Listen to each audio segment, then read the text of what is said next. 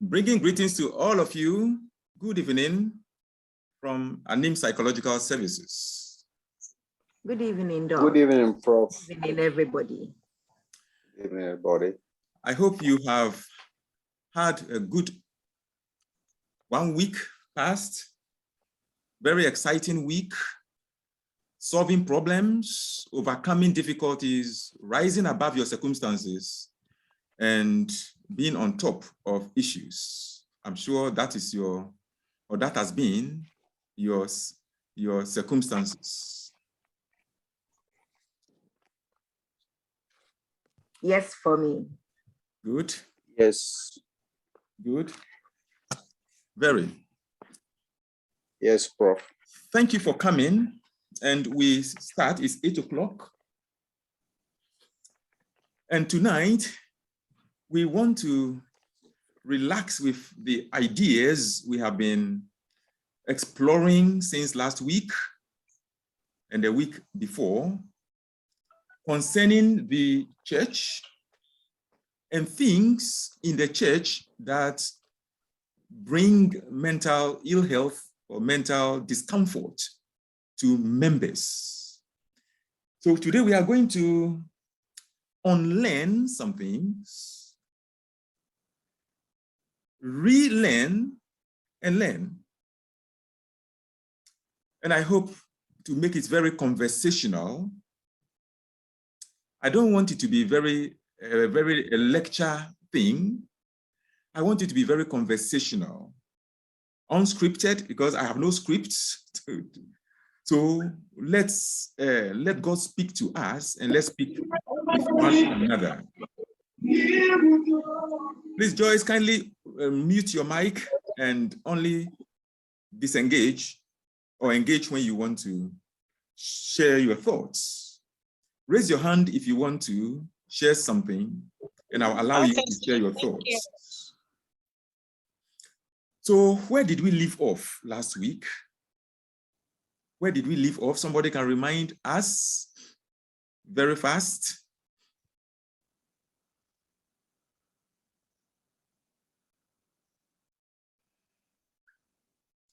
Caleb. All right, Mercy. Yes, so last week, we left off from the fact that the church in the 21st century is deviating or has deviated from the very mandates that was given to the church right from the beginning at the first century.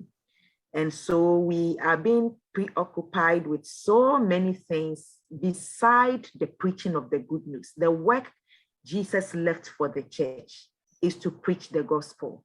But today, church has become so many things to different people, depending on their reason for joining the church. So we see the welfare system. In fact, that's the order of the day today. The welfare system has taken over church rather than preaching the good news that liberates the person. He said Jesus brought good news to the poor, and all the poor needs to have is the good news. Yes. Once they grasp the good news and grasp it well, the good news works for them, and they are able to take advantage or take charge of their circumstances. Thank you. Thank you very much, bringing us to the same page. And I'm glad you always do these summaries for us. So, beginning from there, we take notice that the church today that you and I attend all the time, and we are training our children, we are giving birth to our children inside the church, training them with the same material we have been trained with the same material our four church fathers have bequeathed unto us. If we don't look into the matter, we will be doing something wrong to generations to come, and will not be fulfilling the purpose for which God created the church. We didn't create a church, and the one who creates something has a right to tell us the purpose for which he has created that which he creates and how his creation should function. So how is the church functioning today? How is your church functioning today? How is my church functioning? How is the church universal, local functioning? Are we truly becoming what Jesus intended and God in his eternal plan intends the church to be? We identified that here. The church has become a very big time welfare, group. And people really fight for welfare, benefits in the church. You pay tithes, you pay what? You give offerings and you give money. And if you don't give, they mark you because there are booklets that mark whether you pay tithe or not. And if you ever have any problem, they look on the books or the booklets to determine whether you must be helped or not be helped. That is the kind of system we have created. And I see many people in the church who are disturbed or their rights to having health, food, shelter, the basic needs of life deprived them by the church because they have failed to meet certain standards of the church. If you don't pay your dues, we will not do this for you. If your tithes are not up to date, you will not have these privileges. You have no right if you don't have this money paid. And the church has become a money collecting system, well organized, that we are at home with it. We talked about this last week to a very large extent. What about things like funerals? The church, you have taken over funeral rights and funeral organizations. The church. Did Christ leave the church to conduct funerals? Is that a mandate of the church? The church now is preoccupied with weddings. They contract marriage for people. And something that is supposed to be a family responsibility, the church has taken it upon itself, the ding, and they fight families. They malign families for not allowing the church to do marriages, weddings, child naming ceremonies, outdooring ceremonies, funerals.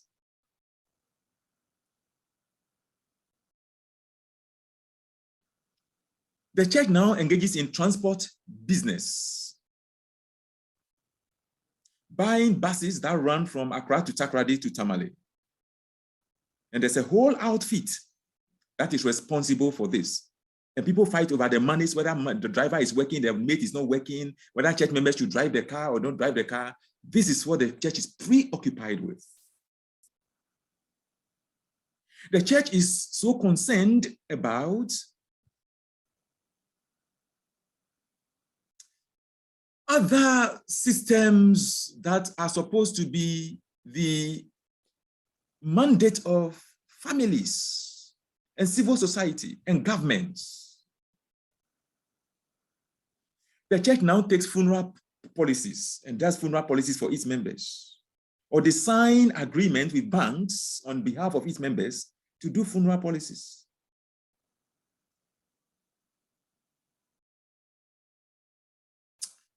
And what about employment? What are some of the things that you know the church is doing? We want to identify some of them and be sure we understand what we are saying. Any others you can identify very fast? Apart from what we said last week and what I'm adding today. Is there any others you can think about?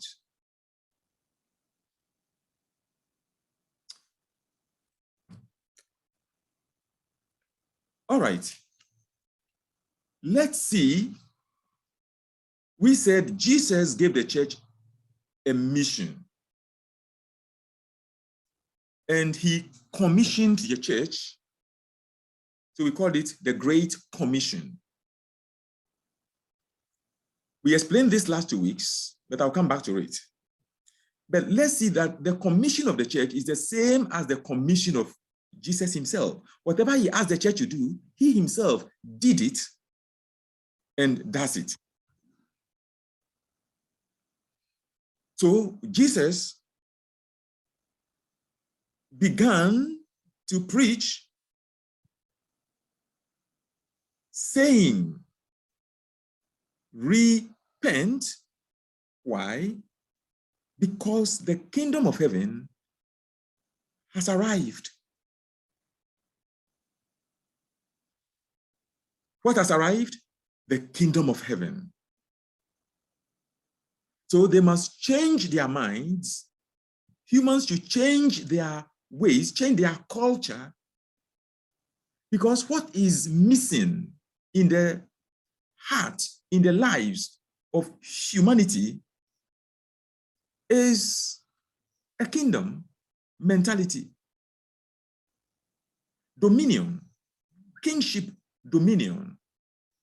What is missing in the heart of mankind is not money, it's not poverty, it's not all the things, technology, it's not education, it's not religion, it's not employment or lack of it. This is not what Jesus says is missing. He identified correctly what is missing in the heart of humanity. How did he know? He knows because he creates, or he created mankind. And somebody who created something is the one who is correctly capable of identifying what is wrong or what has gone wrong with his creation or his product.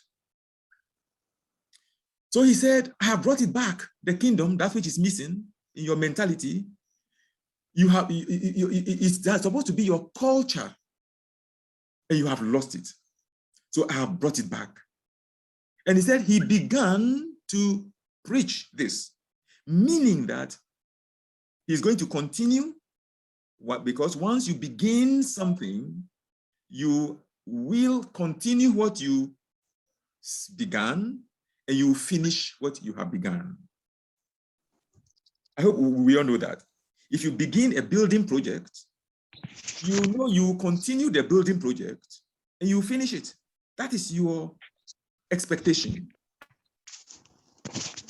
That's the same thing. We will know that Jesus began with this message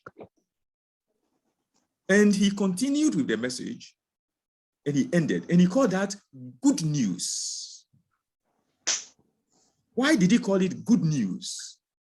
Because that is the news that is so good that mankind needs to hear. That is the news mankind needs to hear.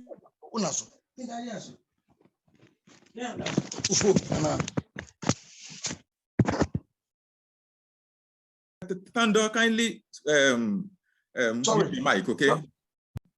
Right.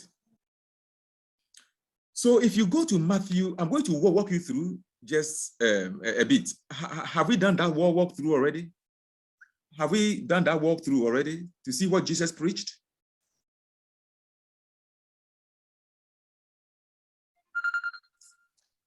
Oh, not really. Not really. No, sir.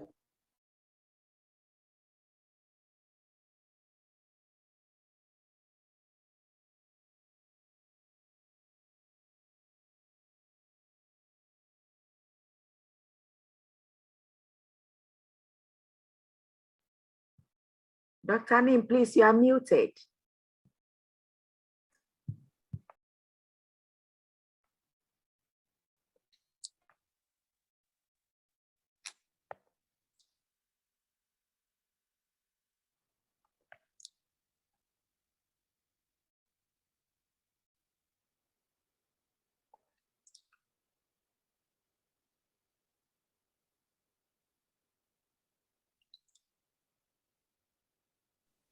All right, so let's quickly go to Matthew the same chapter 4, is that okay? And look at verse 23 probably downwards and see. Let me see if I can quickly open it and then make reference to it for you. I want you to have a taste of something. Where did I say Matthew chapter what? 4.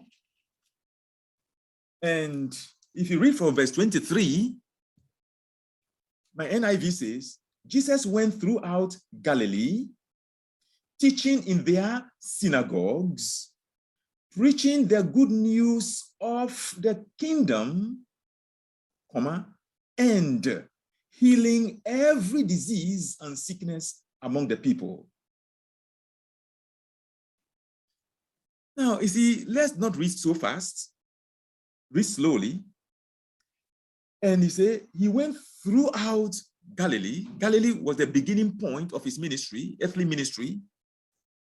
And what was he doing? He was teaching in their synagogue. The synagogues were places that people, Jews, would meet if they are 10 or 11 or 12. Very small numbers of Jews, wherever they found themselves when they were in the diaspora, they would meet and worship God or read the scriptures, pray, and do their religious activities. So these people already knew God. So why would Jesus preach to them something? It means that what they knew about God or of God was not wholesome. So although they called upon God, they knew God, their knowledge of God was deficient. So he would go there, and what did he go to do? He would preach the good news. But it's not only the good news, he qualified the good news. He qualified it, and he said, it is the good news of. The word of means belonging to or related to. Now, it means that there are so many good news that people can preach or they can tell us, but not all good news relate or belong to the kingdom of heaven. So we hear so many good news. You get a visa to go to America. You win American lottery, Canadian lottery. Is it not good news for some people? You would marry 2 years from this time, 6 months, somebody will marry you. Is it not good news? These are pieces of good news, but they are not necessarily of the kingdom of heaven. Jesus came with a particular message from heaven. The same message God sent John the Baptizer to come to earth to deliver to humankind. That's the same message Jesus came to deliver to mankind. So he came and he was preaching the good news of the kingdom, and following the preaching of the good news, take note of that, healings followed. Healings followed, diseases were healed among the people. I want you to take note because it looks like this is the trend. Anytime Jesus preached the good news of the kingdom of heaven, or even the apostles preached the same message, healings follow, diseases are healed, and people are restored. There is something about this message of the kingdom that brings healing. So if we are not experiencing healing today, then there could be something wrong with the message we are giving to the people. I've said something which is very remarkable, and we have to test it by the scriptures and see if this holds. Anytime the good news of the kingdom of heaven is preached, healings follow, diseases are healed, sicknesses vanish, demons go, there's restoration of life. So why is it that in our churches today, in our communities, messages are preached, teachings go on, and yet we are not healed? People still are diseased, and they keep on praying over the same disease over and over and over again. The same sickness keep on tormenting people over and every week and every day. I hear people pray about this and so many tongues everywhere about the same problems, and they never go away. And yet, when Jesus preached a message, a specific message, something happens. It pays, my brothers, to rediscover this message and apply it correctly and see things happening. I want you to test it in your church. That is why we are learning this. I try to test things. I want you to test this idea in your church, in your home, in your group, in your family, in your workplace, in your community, and see if something happens or not. But you must have the message correct. Otherwise, if it is incorrect, you try it and it will backfire. So that is what Matthew chapter 4, verse 23 reveals to us. Can Keisha Mensa mute her mic? Sorry. Come to Matthew chapter 5. I'm walking you through the book of Matthew. Read from verse 1 through verse 2, 3, 4, and 5. You hear these things. Now, when he saw the crowds, he went up on the mountainside and sat down. He sat down means that he now wants to have time to deal with their issues. So a crowd was following him. What is the crowd constituted? People who are harassed, people who are disenfranchised, people who don't have a say in their government, people who have problems they cannot deal with. And this crowd is made of people who are religious people. They attended the synagogues, they attended the church of the Pharisees, the Sadducees, the Herodians, the Essenes, and the religious people of that day. These crowd were members of this crowd. They would attend all these synagogue, these religious meetings, and yet they had problems. When they heard Jesus preach a certain message that accompanied with it healings, restoration, authorization, overcoming problems, they started to follow him. Then he sat down, suggesting that he wants to spend time. If he was standing, it means he was in a hurry.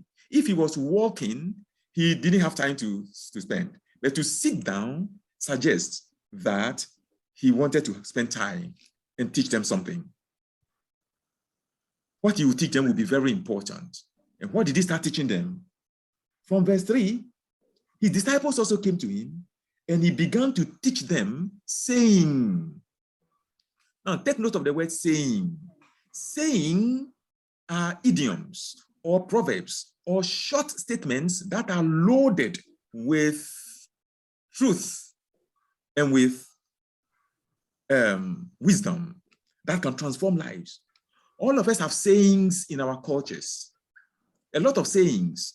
These are proverbs, these are idioms, these are short statements that are captured in short phrases that they contain truth. And when we repeat them over and over again, it is hopeful they would reslant our basic thought patterns and redirect us and change our personality and our culture, our way of life.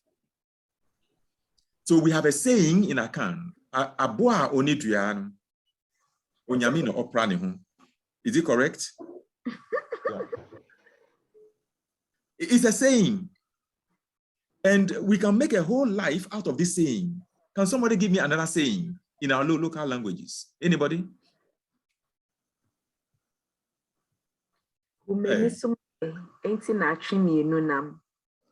Meaning? Well, it's like we cohabit for support. We cohabit for support. Yeah. All right. So these are short sayings that when they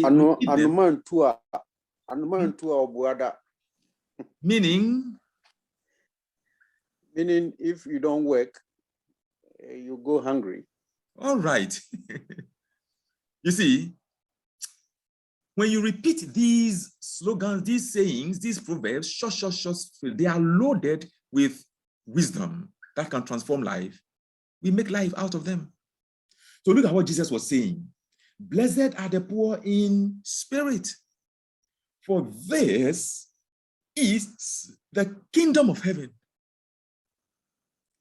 It looks like what Jesus began to preach That's the same thing he's continuing to teach. Can you see that? Can you see that, Dan? Can you see that, Benedicta? Can you see that, Ni? Keisha? Yes. Yes, Prof. What he began to preach, that's the same thing he's continuing to teach. He said, the word blessed means happy. Happy. That is the contemporary meaning of the word blessed. But the etymological meaning of the word blessed means to cause potential to release. To cause what? Potential to do what? To release. And when you cause potential, your potential to release, you know that you'll be so productive that that is where your happiness will come from. Your happiness is directly linked to your potential. That is how God created it. So you came into this life with your happiness built into you directly. And it is captured in something called potential. Potential is your seed. Your seed is your ability and what your gift is tied to. If you will ever be happy in life, and if people will ever be happy, they must rediscover their potential, their gift, their true calling. They must rediscover it. Is that okay? That is what will make people rediscover themselves, and they'll be happy. So these people are to be happy. But there's something that is preventing them from being happy. What is that preventing them? It is that there's poverty in their spirit. The poverty is a spiritual thing. It's coming right from their spirit. And it works through their minds, their soul. It happens through their brain, and it shows in their bodies. And it shows also in their lives. So he told them, those who can become aware of their spiritual poverty, they'll begin to become happy. And what is lacking in their spirits that caused them to be unhappy? Jesus said, they don't possess the kingdom of heaven. That is what they lack. Then he says in verse 4, blessed are those who mourn, for they will be comforted. The question is, when do people mourn? I thought most of you, the psychology of grieving and mourning, death and dying. When do people mourn? Yes, can somebody help us? I think when you have lost you lose a loved one. Is it only when you lose a loved one? Is it only when you experience loss of a loved one?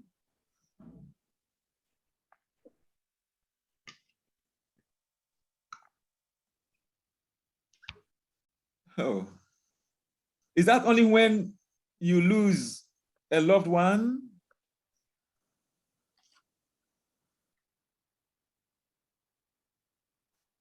No, it is not Mercy. Yes, Mercy. Yeah, Mercy? I don't think so. People lose many different things. Yes. They can lose their health, Yes. their job, they can lose anything. And that is loved ones. Good.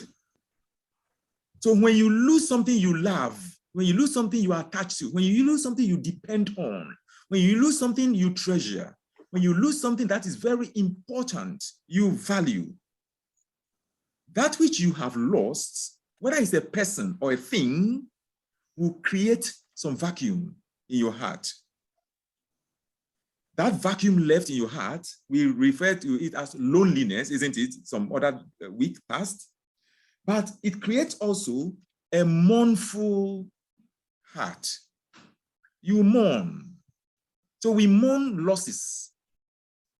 And that is why these people are not happy. They are not blessed. They've lost something. What did they lose? And what have we lost? What have we lost? We have lost a kingdom. We have not possessed a kingdom of heaven. Not any kingdom, but Jesus qualifies also as a kingdom of heaven. That is what we have lost. And it is a spiritual thing, so it gnaws deep in our hearts. And because it is a heart thing, it's a spiritual thing, it's very difficult to put a finger on what we have lost. If it is a material thing like money, like house, like job, like a child, like something like a pet or something physical, most of us will be able to say, I lost this material object, and that is why I mourn, or that's why I'm in distress. But when the commodity is spiritual, it's very difficult for people to pinpoint it. And that is why many people who have a mournful disposition in life, they cannot figure out what is wrong in their heart, with their life. And do you know, when we lose something that we cannot put a finger on, we struggle to find anything to fill the vacuum. So for some people, they find work. For some people, they think they can fill the vacuum with marriage, with a partner, with children, with a job, with traveling, with making a lot of money, with working, workaholism, with, what have you? We have occupied our lives with many things that we believe will fill the vacuum in our soul, in our spiritual dimension. But the more we fill this vacuum with these material, worldly things, the more vacuum we have in our spirit. Jesus said, no, what we have lost are not material things. The commodity we have lost is a spiritual thing. It's called the kingdom of heaven. So he said, once we discover what we have lost, we will be comforted. The kingdom, once it comes back into our lives, it will give us comfort. It will console us. We'll be exhorted. We'll be counseled. And we'll be uplifted. You see the things that uplift us? Nothing can uplift you except the kingdom of heaven in your heart, back into your heart. You can try drugs. You can try work. You can try sex. You can try marriage. You can try what? Education. You can try travel. You can try sightseeing. You can try tourism. You can try building a huge business. You can try what? Name them. None of these will fill the vacuum adequately. Probably temporarily, yes, but ultimately, no, you still keep on chasing the wind.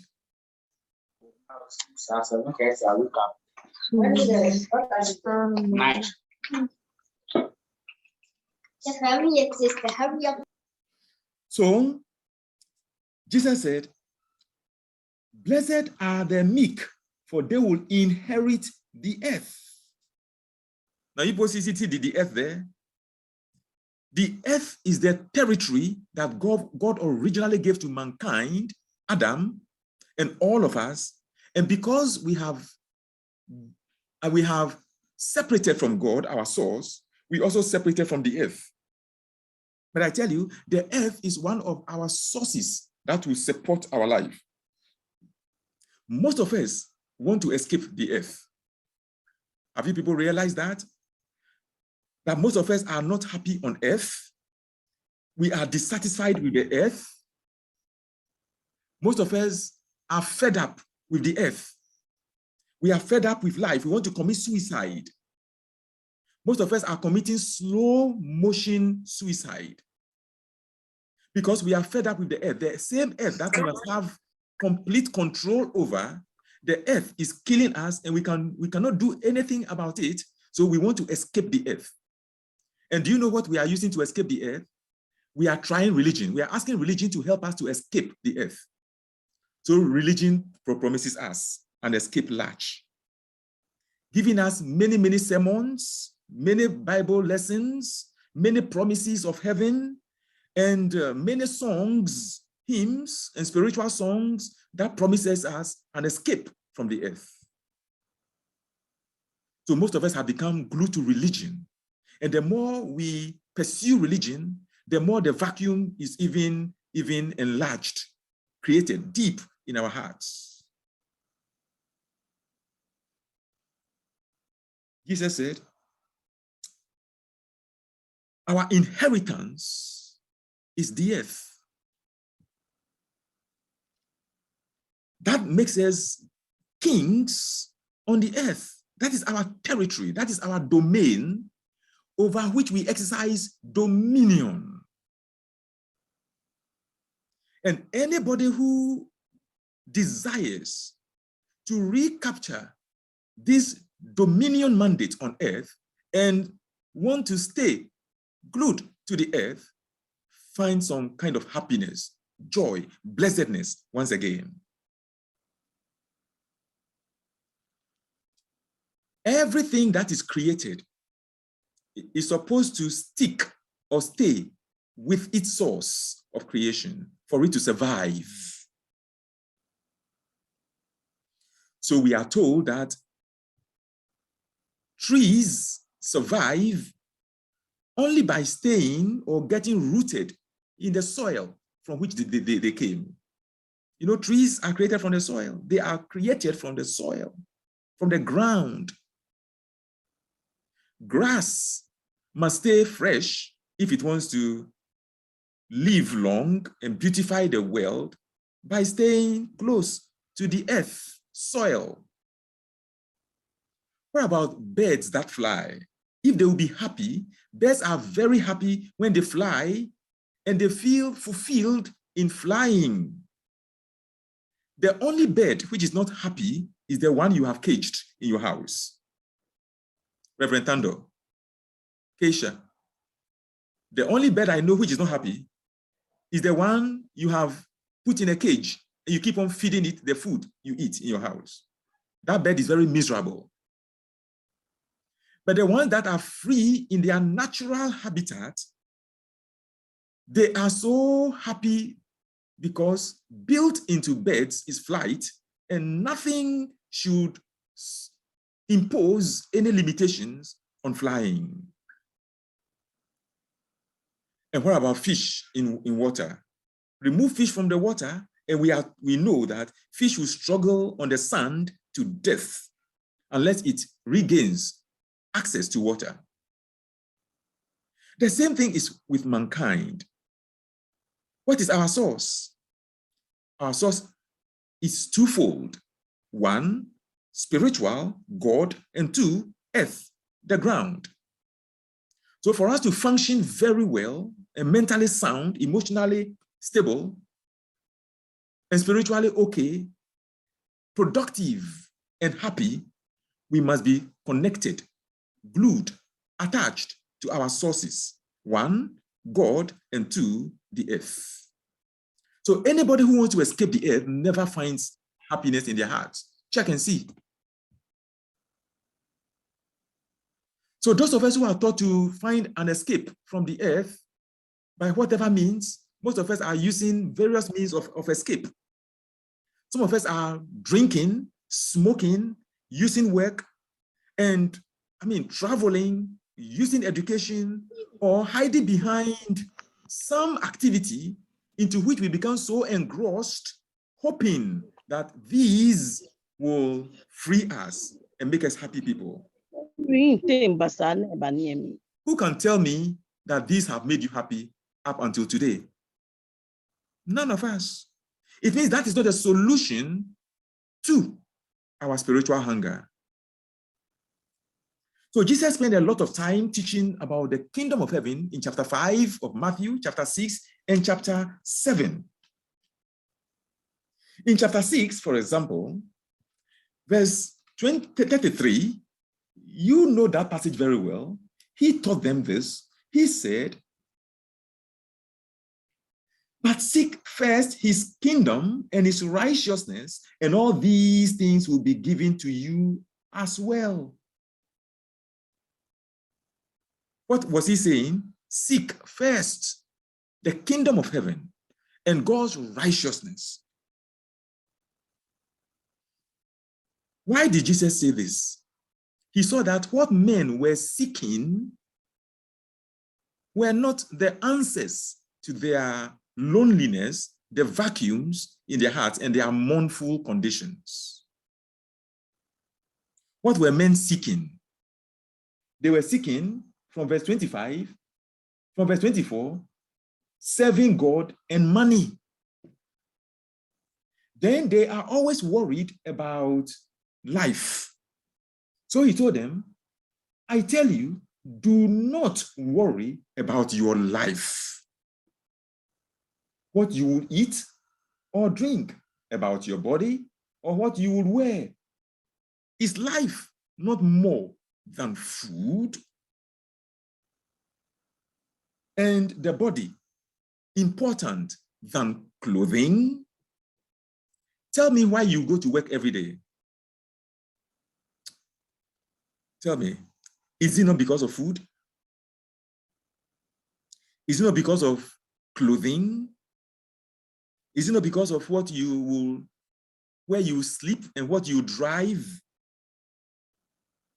Tell me, all of us, why do you enter into your car or join trotro in the morning, drive 1 hour, 2 hours, 3 hours in traffic, and go to work, sweat, go back and come back again? The following morning you are on and on and on.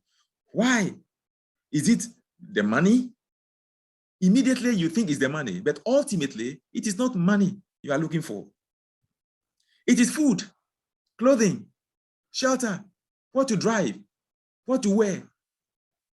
And all these things translate into you trying to gain control over your circumstances. You need power. It's power you are looking for. All of us are looking for power. You may not agree, but that is what we are all looking for. Power. And do you know it is legitimate to look for power? Every human being, 8.1 or 8.2 billion people, are looking for power on earth. But we are looking for that power in different things and in different people and in different places, different dimensions, except that place that God says we can get power. So people are looking for power. They are looking for money. Once they get employment, they get a job, they think, yes, I have power over my circumstances because the job can give me money, and money can command anything I need or I want. Power. This power God has originally put into mankind, Adam, from the beginning. But he lost the real power, and that real power, that real influence is the dominion mandate God gave to Adam in Genesis chapter 1 and verse 26, 27, and 28. The original work God gave to man on earth. Adam lost it. He gave dominion. Dominion means a kingdom. Kingdom means power. Power means authority. Authority means being in charge. Being in charge means being in control, having influence. This is the power that God gave to Adam and all of us who are in Adam, and we have been released after Adam fell. We are all looking for power. Jesus bypassed all these power we are looking for and brought us straight to the original power we should have gotten, which we lost in Adam up to today. And he said, when you are seeking power, it is in the kingdom of heaven. Seek that one first. Now, the word seek means to look for something with diligence, seriousness. Spend time, spend effort, make strain, stretch in order to find what you are looking for. So to find what you are looking for that empowers you, Jesus says, is the kingdom. But most of us mistakenly think food, clothing, shelter, cars, houses, wife, husband, children, material things, gold, silver, diamond, what? The things we have been pursuing, these are the things we think will give us power. No, they have never given us power up to today. Jesus said, I have brought the power back. It's so close to you, it's in your hand. If you stretch your hand a bit, it will become your possession. It's at hand. And that's the kingdom of heaven. He said people who look for power in the wrong way are pagans. He called them pagans. He said, and why do you worry about clothes? He said, oh, you of little faith, do not worry saying, what shall we eat? Or what shall we drink? Or what shall we eat? Or what? He said, for the pagans run after these things. Pagans run after these things. What do they run after? Food, clothing, shelter, marriage, children, work, religion, and alcohol, drugs, and money. They look after, they chase after these things. Oh, that tells me that, well, then those of us who chase these things, we are all pagans, although we go to church all the time. And that is what church emphasizes all the time. Church emphasizes look for money, look for food, look for all this, look for all that, material things. The church has become very, very materialistic. You just check and see that what I'm saying is true or not true. The very thing that Jesus says make us very, very pagans. That is what the church is pursuing to today. Churches compete with one another. I attended a church before, very large church. And when people go to church, they compete about how many cars. If this person buys a car today, another person releases another one to challenge the other one. The other one also releases a brand new one. And then they have fleet of cars. They change every meeting time. They change cars just to bluff.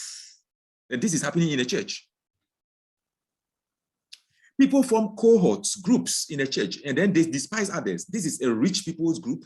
These people are rich people's wives, and they move together and they spite other people in the group. And the way they dress actually is flamboyance, dressing in the church. And yet we sing very loud, we praise God, we dance, we sweat, and we have problems, and we don't know where they are coming from.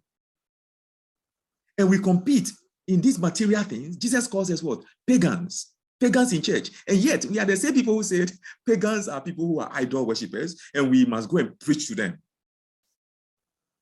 I now understand why Jesus says when he was giving his limited commission, we'll look at that very briefly. He said, don't go to the Gentiles. Don't go to the pagans. Go to the very people who know God, who say they know God. They are lost. Go to the lost sheep of Israel. And when you go, preach this message. He specified the message they must preach to the household of Israel, the people who know God, but they are lost.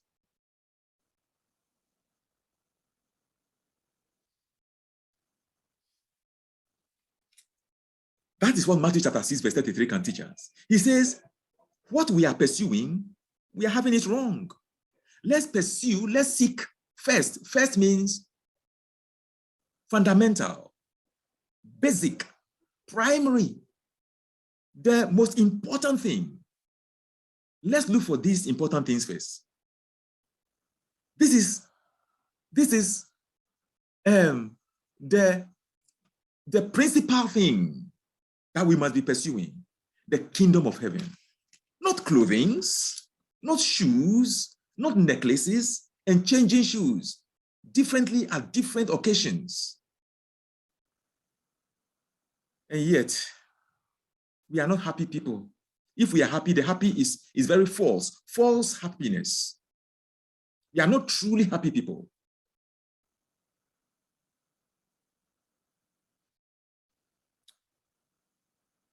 In chapter 8, Matthew chapter 8, Jesus said,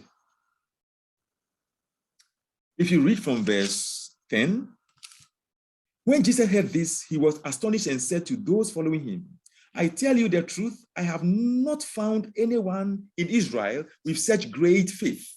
I say to you that many will come from the east and west and will take their places at the feast with Abraham, Isaac, and Jacob in the kingdom of heaven. But the subjects of the kingdom will be thrown outside into the darkness, where there will be weeping and gnashing of teeth.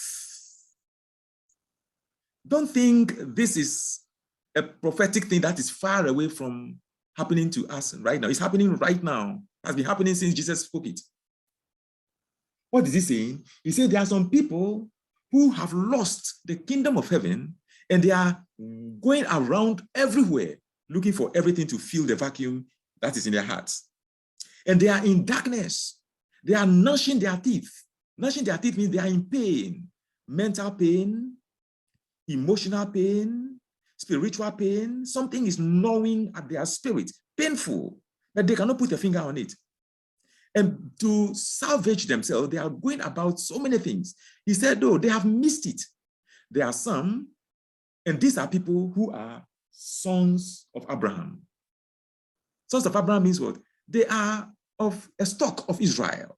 They are Israelites. They are children of God already, but they are lost.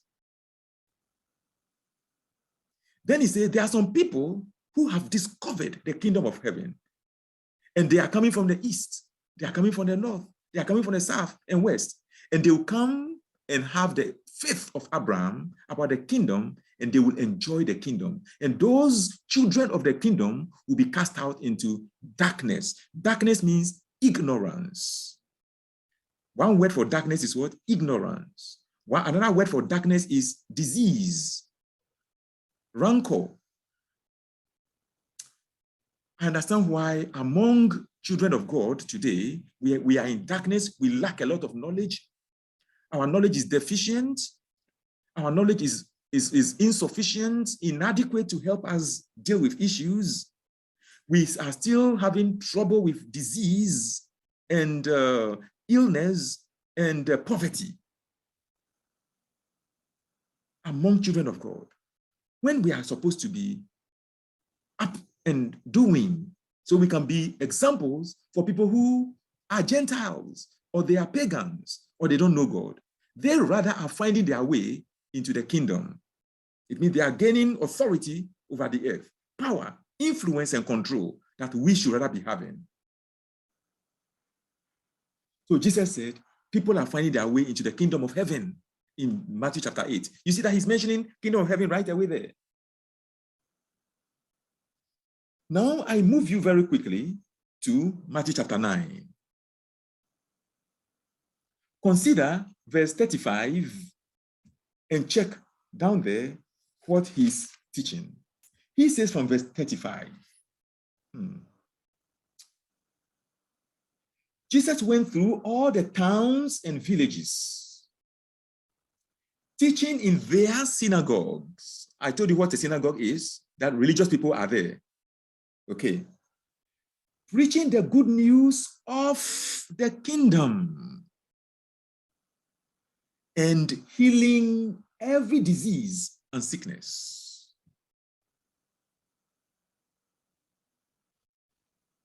When he saw the crowds, you see, we saw the crowd in Matthew chapter 4 and chapter 5. He saw the crowds were still following him. When he saw the crowds, he had compassion on them. You understand the word compassion? Compassion is made of 3 words, 3 skills. 1, acceptance. 2, understanding. And 3, forgiveness. That is where compassion takes place. He accepted them the way they are.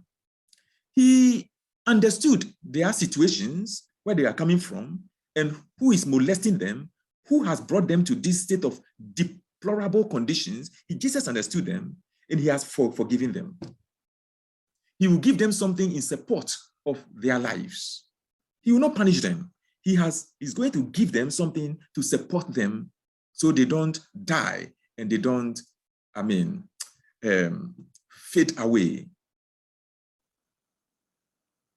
He said, he preached the good news, and not only that, he qualified the good news he was preaching, the good news of the kingdom of heaven. Always Jesus will qualify the good news he preached. We call it the gospel, and the gospel is always qualified. And when he preached that, note again, disease healings followed. And when we say healing, let me define healing for you. Healing simply means restoration of health. your original state of physical, mental, emotional, and behaviors will be restored to its original form. We call that healing. Healing and curing or cure are two different things, although they are related. You can be cured of a disease, but not be healed. And there are many people who are cured of diseases, but they are not healed in their souls, in their bodies, in their minds, although the disease is diagnosed and cured, but they never achieve healing. Jesus wants us to be cured and also be healed. So healing is a total restoration of the being. We call that well-being. Your whole being is well, is functioning well. Not only your body, but your mind, your soul, your spirit.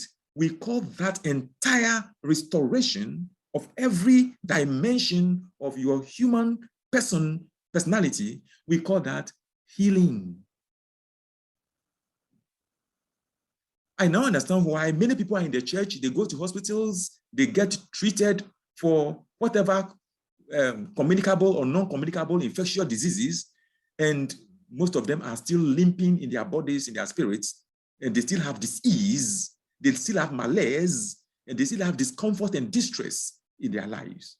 They are not restored, they are not healed. So Jesus wants to heal us, and it is part of the salvation package Jesus brought. It's part of the kingdom message Jesus brought. So whenever he preached it, people get restoration in their spirit, in their soul, in their bodies. Diseases begin to fly away. Mental disease fly away. Emotional disturbances vanish. And emotional lability and, imbalance all get organized. To be sick means to rely on others for your disease to be treated. That is sickness.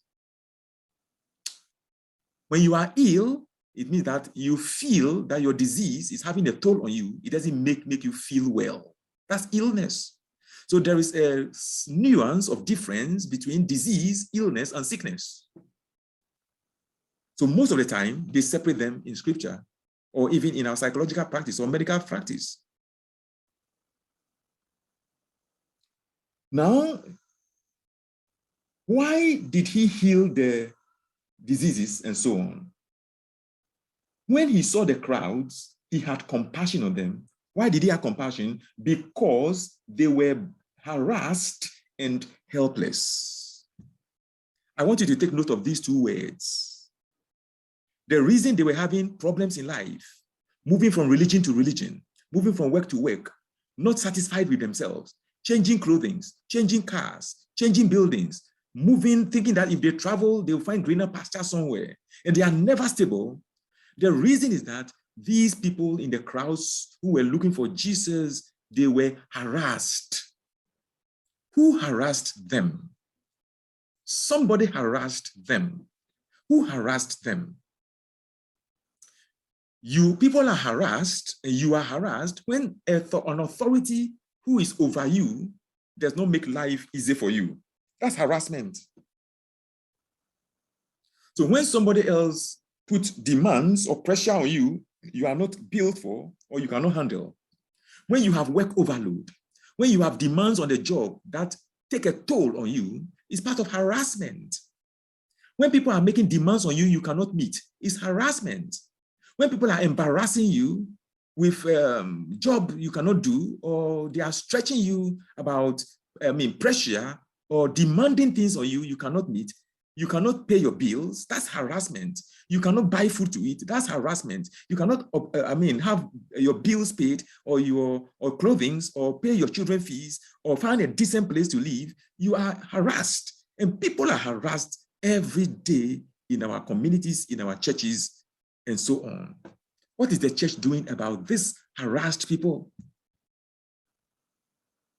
And instead of focusing on what Jesus came to do, we are focusing on what the world is demanding us to focus on. Social services, providing, making money, turning money into more money for people to chase in the church. No wonder the government is chasing after the church to pay taxes. Do you people realize that? That the government is demanding the churches to pay taxes? You mind me? No problem. But the people were harassed. We are following intently. Thank you, Mercy. The people were harassed and they were helpless. You see the word helpless there? When you are harassed, as I described it, and you are helpless, it would kick you into a state called hopelessness. And when you have helplessness, hopelessness, harassment, you feel incapable of facing life and meeting its demands, you enter into a state of depression. People who are harassed and helpless, they become hopeless and they enter into a depressive mood. So majority of people who are following Jesus and who are following churches today, they are depressed people. How do we know they are depressed? People who are really depressed, when they are singing or they are talking, they make a lot of noise. It's a sign of depression. They overreact. They sing loudly. They make a lot of noise. They overreact to things. A lot of overreaction, hyperactivity. And you can see that in the churches a lot. When the drums take their tempo, when the drums and the organs take their tempo, you see the frenzy into which people enter. And you can see that these people really want to shake something out of their psyche, of their being. So they are dancing their problems away. After dancing their problems away, shouting in the chapel or in the meetings and so on, the problems are still there. The root causes of the problems are there. They go back to their homes. They go back to the places they were harassed in their environment, in their workplaces, in their marriages and so on, and they still slump into depression. So they need another dose of drums and the trumpets and the frenzy of music and so on. Wow. And the cycle continues. That's why our churches have become very noisome, and they are a nuisance in our environment. There's one in my environment, so close by me, making noise all the time. And the same noise, they are repeated all the time. And their problems never get solved. I'm sure your church is also does that. Making unnecessary noise, disturbing peace of people. Is that a church Christ built? To create noise? And there's a threshold of noise that Environmental Protection Agency authority wants us to abide by.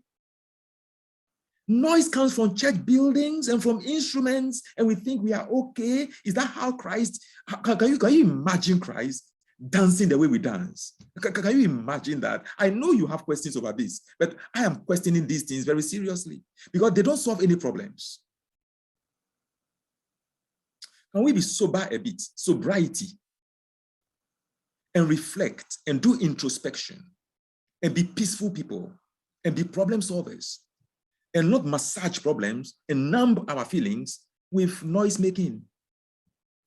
The church has turned into something that is not a problem solving church. It is not the ecclesia, the political agency that solves societal problems, take the policies of the kingdom government and make inroads into life. The church has lost that flavor and we have become something else. I am diagnosing the church problem for you right now.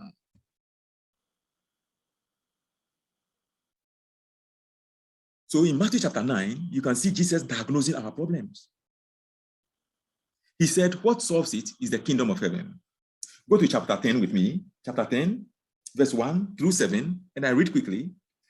He called his 12 disciples to him and gave them authority to drive out evil spirits. You see the word authority there? He gave them dominion. He gave them power. He gave them, control. To do what? Drive out evil spirits. Now, evil spirits come in different degrees or in different intensities. That's what evil spirits come in. So we have some that are normal evil spirits. Some are mild in their effects. Some are moderate. Some are severe, and some are very severe evil spirits. The word spirit also means mind. So it can also mean evil mind. So when the human mind is taken over by evil, it puts it into degrees of mental states. So when people's minds are agitated, and it's not normal, it's abnormal, you can find it in their behaviors, in their emotional states. When that mind is hurtful, harmful, destructive, we call that evil spirit. That's another way we look at the phrase evil spirit. So evil spirit is not far from, being understandable. When demons enter into it, then they go to a different dimension altogether. But by our state of living itself, we can have evil minds, evil spirits all the time. He says, he called them and gave them authority to drive out evil spirits, evil minds, evil mentality, and to heal every disease and sickness. And then he mentioned the names of those he gave the authority. Then these 12 Jesus sent out with the following instructions. And watch the instructions. 1, do not go among the Gentiles. That's the first instruction. Who are the Gentiles? The pagans, who we said they are lost, who we think we are going to heaven and they are going to hell. He said, no, don't go to them. Or enter any town of the Samaritans, people who appear to know God, but they don't know God. They mix religion with godliness. And I tell you, there are many people in our church today who practice that. They tend to have some form of godliness, but they also visit the voodoo. They have juju, they have talismans, and they practice all kinds of witchcraft, and they practice all kinds of necromancy. They call the spirits of the dead. And we do that in our families. When somebody dies, they send you, they give you money to go and see that woman, to call the spirit of the dead. And you also go as a child of God, and you practice this mixing religion or strange religions with godliness. And people do that in a church. I know people who said, well, I'm going to church and come, and I'll face you. Or they go to seek the pastor's help, and then they also go to seek the malams or the fetish priest or the Gentile or the man or the woman with spiritism. They go and seek their help as well at the same time. This is how the Samaritans were living. Christ says they know God somehow, but they have mixed knowledge of God with knowledge of Satanism. Go to them. And when you go, as you go, preach this message. This is a demonstrative pronoun.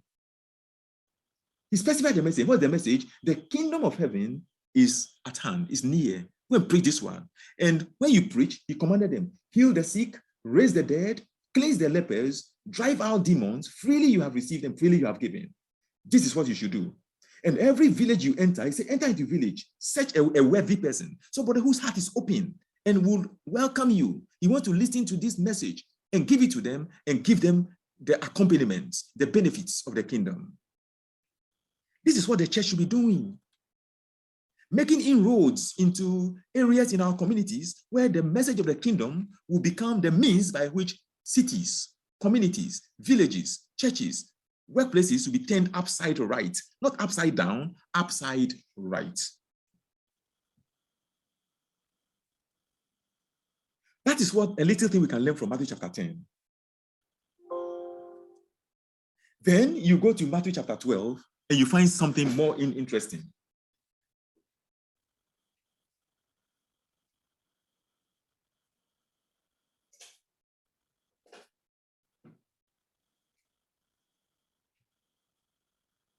You find something more interesting in Matthew chapter 12. I'm just skipping some of the things. So because of time, my time is up. In verse 25, from verse 22, you have this story there. Then Jesus brought him a demon-possessed, then they brought him a demon-possessed man who was blind and mute. And Jesus healed him so that he could both talk and see. All the people were astonished and said, could this be the son of David? But when the Pharisees heard this, they said, it is only by Beelzebub, the prince of demons, that this man drives out demons. Demons are evil spirits that torture people, that make people restless and give them distress and give them mournful, painful experiences in their mind, in their behaviors, and in their feelings. But Jesus knew their thoughts and said to them, quote, every kingdom divided against itself will be ruined. You see, he started preaching the kingdom again. And every city or household divided against itself will not stand. If Satan drives out Satan, he is divided against himself. How then can his kingdom stand? And if I drive out demons by Beelzebub, by whom do your people drive them out? So then, they will be your judges. But means in contrast. In contrast, look at what I do, Jesus said. If I drive out demons by the Spirit of God, then the kingdom of God has come upon you. Did you hear that? Wherever the kingdom of heaven is preached, demons are driven out. Problems fly away. People get their lives reorganized. Minds are reinstated, restored. Lives get new strength and power. There is literally, or not literally, figuratively, metaphorically, resurrection. New life enters into people if the gospel is preached correctly. So he said, if I drive out demons by the Spirit of God, then the kingdom of God has come upon you. Wherever the kingdom of God appears, evil spirits give way. Lives are restored.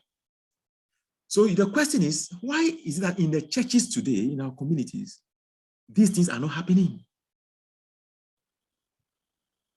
But we keep on preaching all the time. So what message have we been preaching in our churches? What are the messages? List them for me. List them, all the messages we have been preaching. You just list them and we'll use them for some exercise. Then you go to Matthew chapter 13 and you find a list of preachings about the kingdom. Jesus used parables to teach about the kingdom. And from then onwards, he started preaching about the kingdom all along. Then in Matthew chapter 16, verse 18, he told them something. He said, I am going to give the church the keys. I will establish my church, and I'll give to the church the keys of the kingdom of heaven. Whatever the church binds on earth, heavens will bind. Whatever the church loses, heavens will lose. It means Jesus has given power to the church to bind and lose some things on earth. What does it mean to bind and lose? To bind means to lock, and to lose means to unlock, to open. So to lock and unlock heaven, the keys to do that have been given to the church. And that is how the church is connected to the kingdom of heaven. That's why the church is an agency of the kingdom of heaven, administering the goodies of the kingdom of heaven on earth. Whatever the church decides the earth to be, that is what the earth will become, according to God, who created the heavens and the earth. We have so much power, I think we are not using.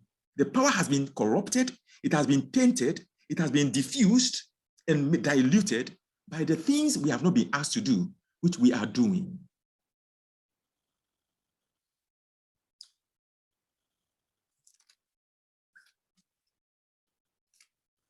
In Matthew chapter 18 and verse 18, I tell you the truth.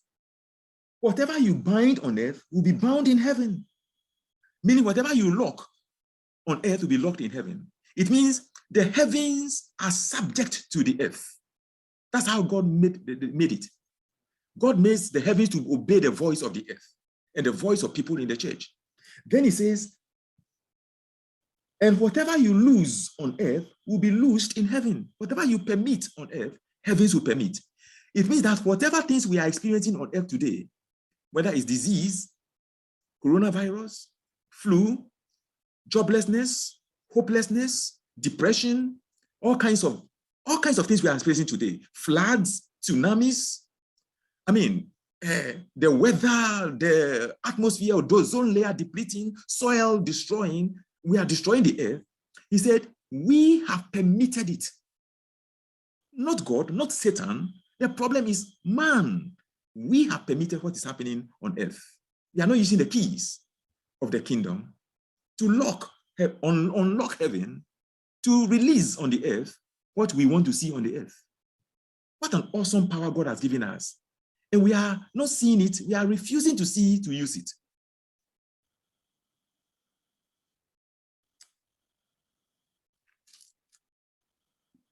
In Luke chapter 16, verse 16, my last but one passage, Luke chapter 16, verse 16, Jesus said,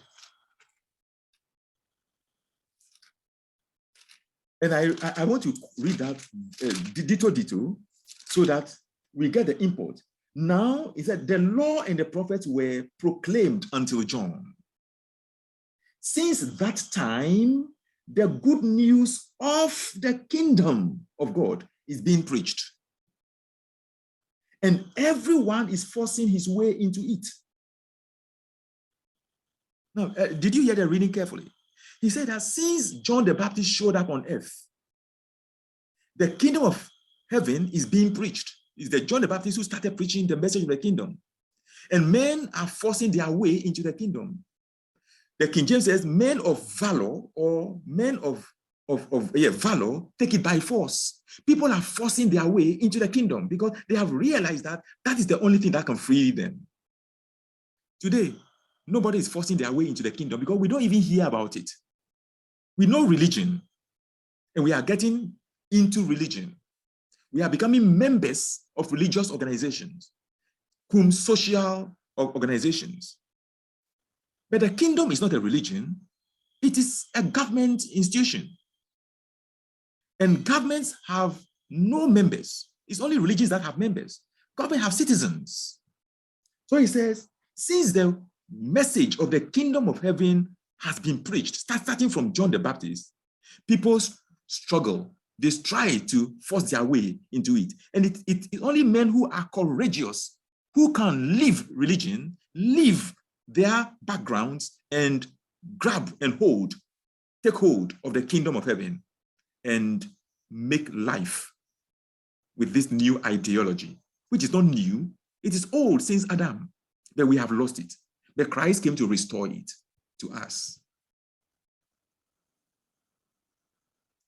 This is the same message that Christ told. My final text I'll use for today, Mark chapter 16, verse 15 and 16.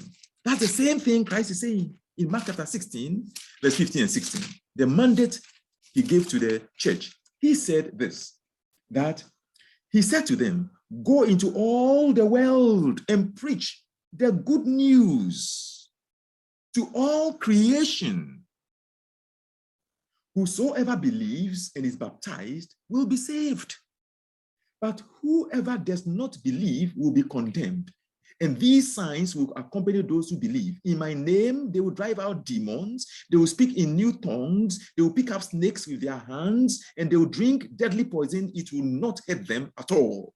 They will place their hands on the sick, and they will get well. I'm interested in the first part also. Go into all the world and preach the good news to all creation. You see, I was taught in all my growing years in Christianity that all creation means preach the good news to every human being. Please, I have discovered as I learned that no, creation means creation. Not only human beings, God wants us to preach to all creation. And what does creation include? It includes the mountains. We have to preach to the mountains. They have all gone out of lane. We have to preach to the valleys, preach to the grass, preach to the trees, preach to the rivers, preach to stones, preach to animals, preach to the galaxies, preach to the wind, preach to human beings, preach to children, preach to adults, preach to everything, preach to worms, preach to plants, preach to crops. We have to preach to them the gospel of the kingdom, not only to human beings. but to all creation. Creation means creation. Don't reduce it to only humans. How do we know? How do I know creation involves all this? Because when Christ was on earth and he was preaching the kingdom of heaven, he demonstrated it.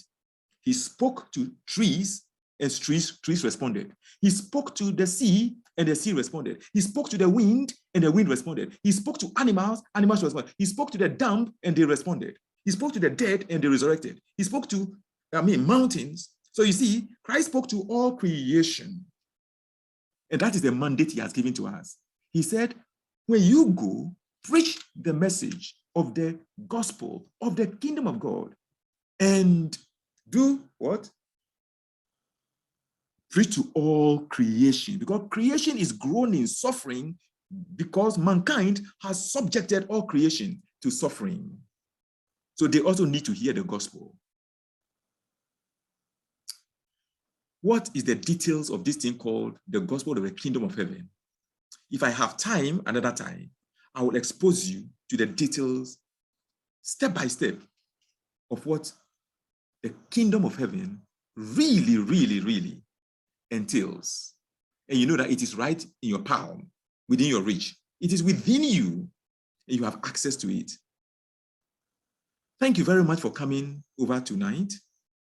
I thought it's going to be very conversational, but I have made it so lecture-like. Forgive me. Let's have time for some discussions if you want to. If you want to, fine. Let's have some 5 minutes discussion. If you have any issues you want to discuss, any questions on your mind, any disagreements, we are ready for them. Thank you.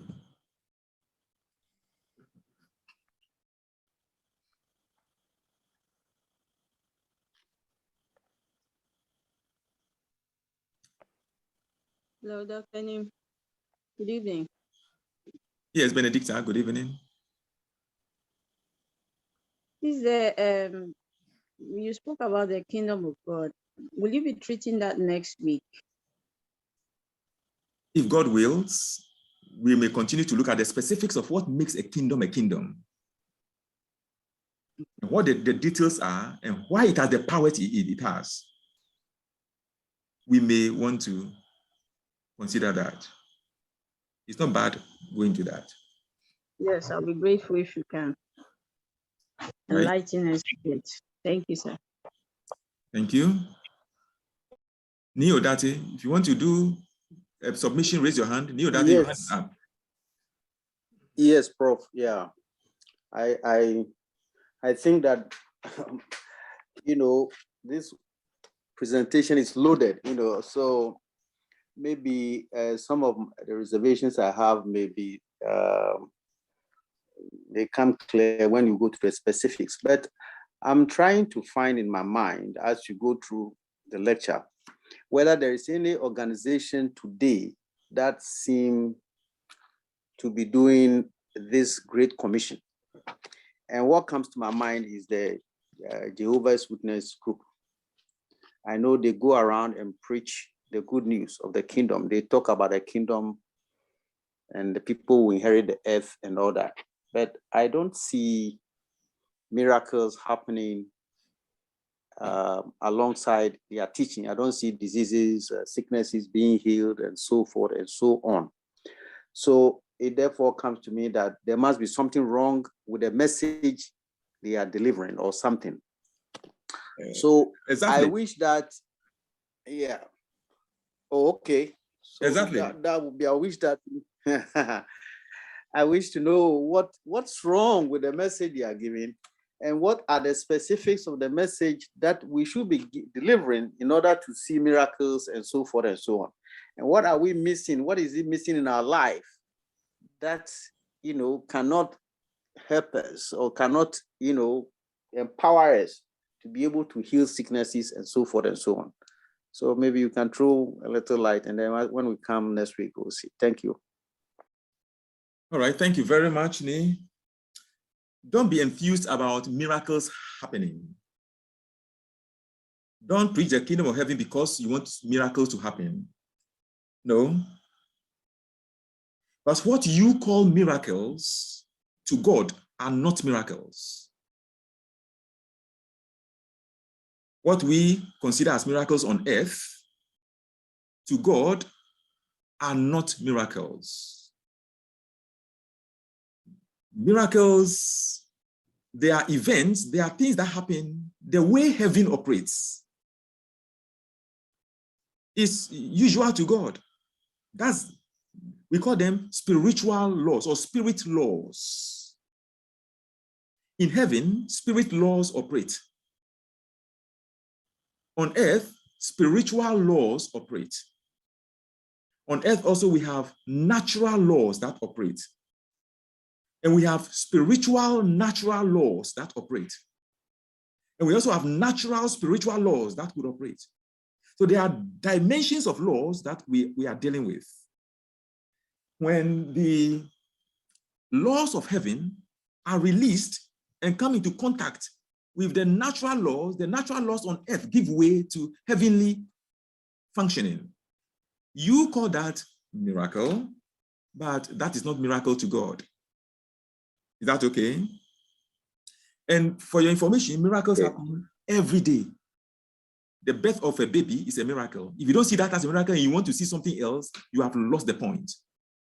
To have food to eat every day, to be able to go out and come in is a huge miracle.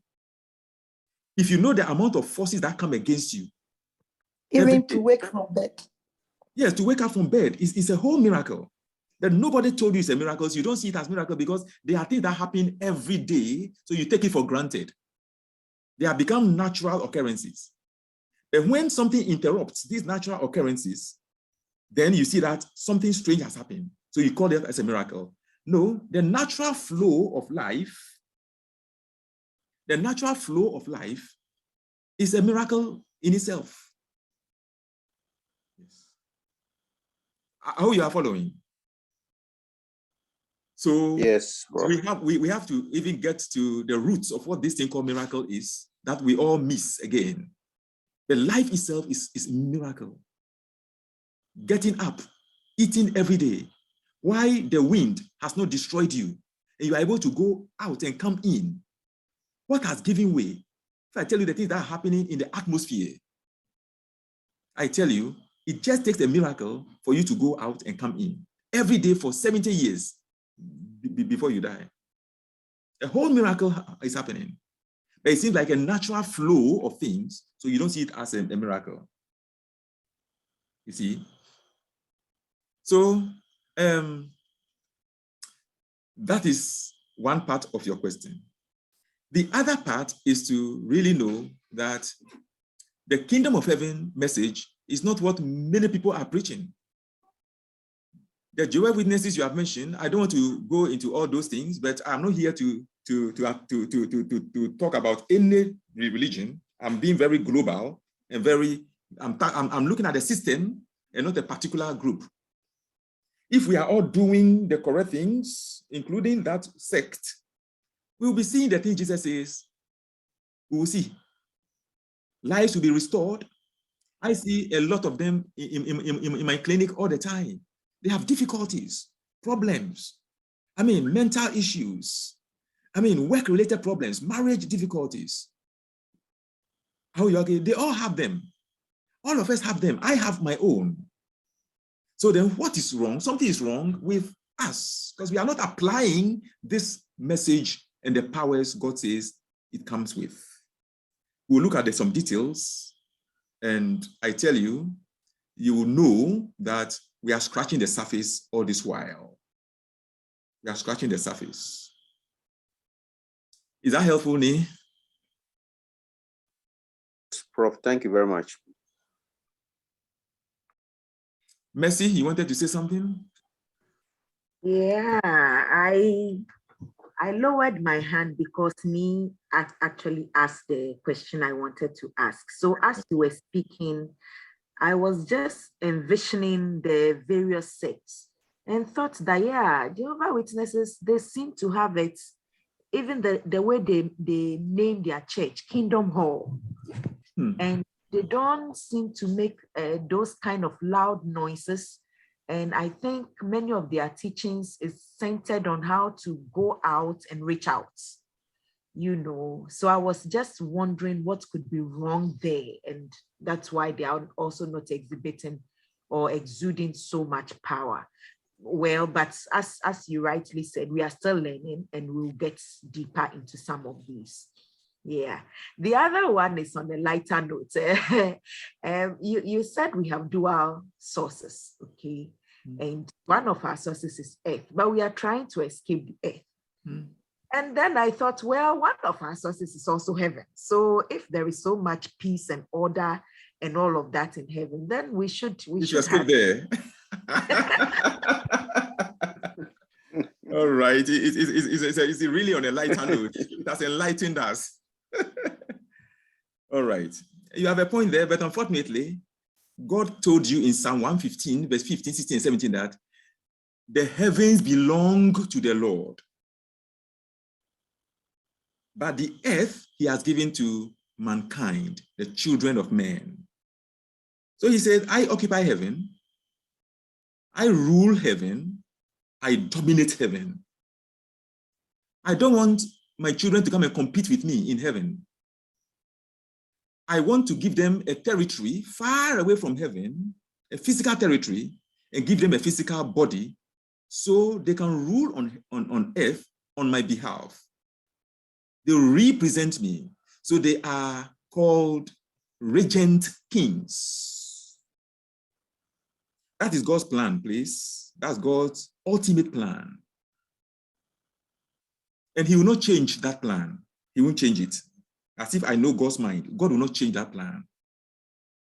So if you ever go to heaven, it will be on an excursion. Mercy. It will be an excursion. You go and excurse heaven, go and look at the goodies in heaven, so you have an idea of where you were coming from. And your destination, ultimately, is the new heavens and the new earth. That's what Adam lost. And what Jesus came to restore is what Adam lost. And Adam did not lose heaven. The only person who lost heaven was Satan. Jesus said, I saw Satan cast out of heaven like a lightning. Luke chapter 17. So it's only Satan who lost heaven. Human beings have not lost heaven. We came from there. That is our country. That we have been sent to a faraway country called Earth with physical mandate. And God will make sure that we fulfill that mandate. Even if things spoil, he will reconstruct them for his original purpose to be achieved. That makes him God. So if you want to go to heaven, please die today, this night, and go and make an excursion. But when you go and you resurrect from the grave at the end of time, at the resurrection, you have a new body. It's a spiritual body, but it's a body. It's an immortal body. And still is a body. And no human body can live in heaven, please. Bodies are slated for earth. So once you have another body, then it means that you are coming back to earth. But the earth would agree with your body. It's going to be an incorruptible earth. You have an incorruptible body. That's what 1 Corinthians 15 teaches us and Thessalonians 5 teaches us. So the information is there, unless we don't study them and think through them. It's clear. Thank you, Doc. Yeah. Insightful session today as well. Thank you. Okay. Anybody who wants to conflict something, somebody who disagrees with something, feel free and disagree. I'm here, and we can think through. If we can't find answer, we'll give ourselves assignment. Now you see, if you don't have anything, fine, but it keeps on coming that if this message of the kingdom is preached, it promotes mental health. You see, the spirit of man is restored. The mind of man is made sane. The kingdom of heaven promotes mental health, really, emotional well-being, psychological resilience. If you want to be mentally healthy, emotionally well, physically healthy, one of the solutions is in the kingdom of heaven. I prescribe that to all of you. I prescribe that to all of you.